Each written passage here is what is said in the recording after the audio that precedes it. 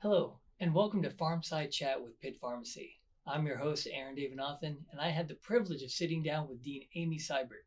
We had an engaging conversation about her background growing up just outside of Pittsburgh, the School of Pharmacy, and her leadership. In our conversation, we learned a lot about her and the school and what inspires her, and we couldn't have asked for a better inaugural guest. So let's get started.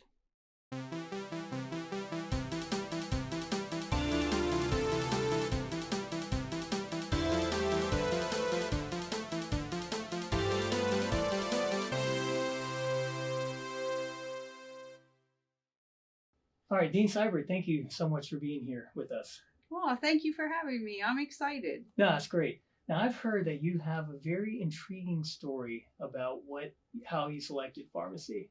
Could you share that with us? Absolutely, yes. When I was in junior high school, I had a very close family member who had a heart attack. And this was the first time anyone in my family had a major medical condition. And the whole family really struggled with that. And he got a list of medications when he was discharged from the hospital that no one really explained to him. And I remember the conversation being, which ones can we afford? Which ones should he really take?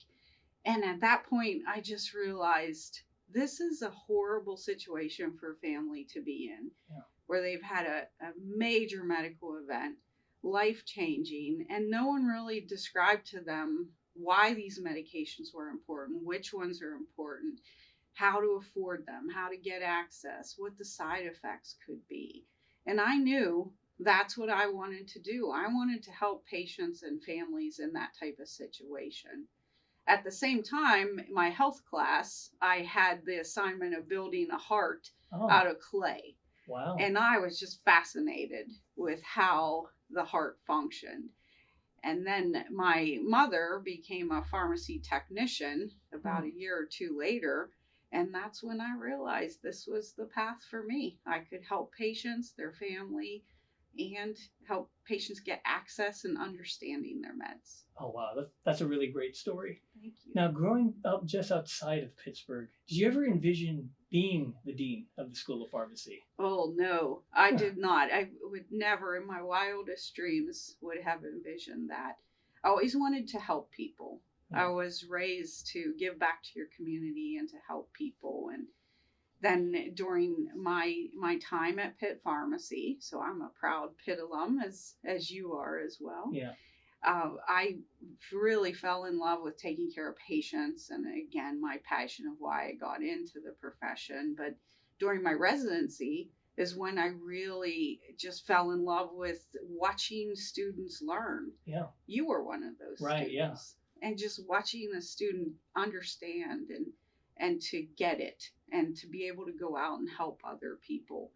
And it just grew naturally of me really seeing the reward of a learner or a resident or a faculty member grow.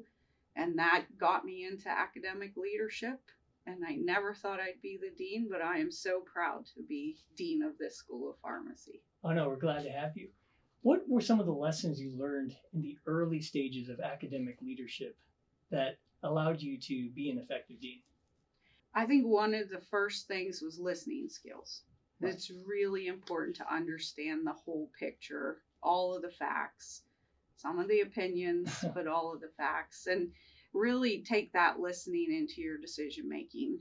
Being a servant leader is very important to me, and really not asking anyone on my team to do something that I'm not doing or I haven't already done. So I think that symbolic leadership was important too. Have you had a mentor that influenced your leadership style? And how has that evolved over the course of your being dean, chair prior to that, etc.? You know, I've seen a lot of leaders and teachers in my life, and I have to tell you, my parents, every time I am asked that question, I think about my parents and the leadership lessons I've learned. My dad is the best listener I've ever interacted with. And that really hit home the listening skills. Listening for the story, not for the opportunity to speak. Right. and to really understand. And then my pastor growing up in my church, just seeing the leadership, and again, not doing anything that he didn't ask of his congregation or his family or his team. He was a servant leader and a symbolic leader. And then leaders and instructors all through my career. You just take all of the good parts. Absolutely. Now, I know for student success, we ordinarily gauge it with NAPLEX scores, MPJE pass rates, and those are very important. But I'm wondering how you, as a dean, gauge student success beyond just the conventional metrics. That's a really good question. For me, it's that the graduate's happy. They're happy and confident with their career, Right. and their ability to start their journey. And I think of someone like you. You launched your career after Pitt Pharmacy, and you're happy, and you took your path, your journey, in your individualized or personalized manner. To me, that's the reward. And it's not always in the metrics or how many students go into each of these different settings. It's that our graduates have the careers that they're happy with and the life that they're happy with. Absolutely. Now, there are some challenges that we know within the profession of pharmacy. What do you see as sort of the biggest challenges that face the profession? How is Pitt Pharmacy well suited to be able to address these challenges?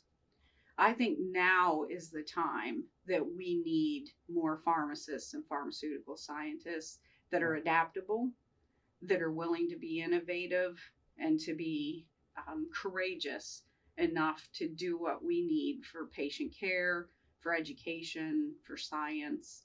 And that's what we train at Pitt Pharmacy. I'm so proud to say that we train the leaders of tomorrow, and we need those people more than ever. Right. And we need them, our patients need them, healthcare needs them, and society does. Right. Now, you say the leaders of tomorrow, which I think is very important. And I think the school does a great job of equipping the skills necessary to become those leaders. I'm wondering, from your perspective, what are the skills that pharmacy students learn during their education to become those leaders? Hands down, they are the medication experts. Right. And they will know the medications, the science, the clinical trials, the guidelines very, very well. The other key is they will know how to look those up, to evaluate new studies, new medications, because there will always be an evolving landscape of not just medications, but biologics, devices, wearables. Our students know how to keep themselves informed with lifelong learning. Right. I think some other skills is the ability to be adaptable. I really think being able to pivot, time management skills, project management skills, communication, but to pivot to the moment, to the need. And we're seeing that evolve every single day right now. And our students are prepared for that to continue to happen. Right. And I think that's important because, as you know, in our curriculum, students are able to take really a litany of different elective courses to be able to ensure that they are receiving the skills that they need for whatever it is that they want to pursue. And so this is a little bit of a fun question, but if you could actually introduce a just for fun elective, an elective that could be really about anything, but that's still associated and aligns with our curricular mission, what would it be and why? Another good question. You're full of very good questions. I think something focused on their own personal contentment and wellness, something that teaches them how to balance their life in this very demanding and evolving career. Yeah.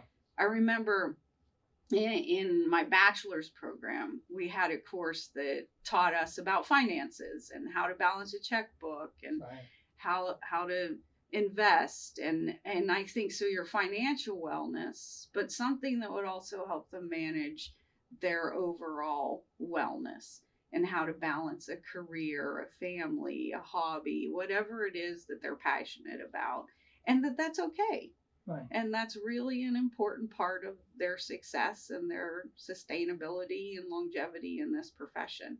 We need people for the long haul. Now, you mentioned demanding. As I'm sure many of us would believe is that the dean is a very demanding job. And I'm curious, how do you maintain work-life balance with such a demanding job?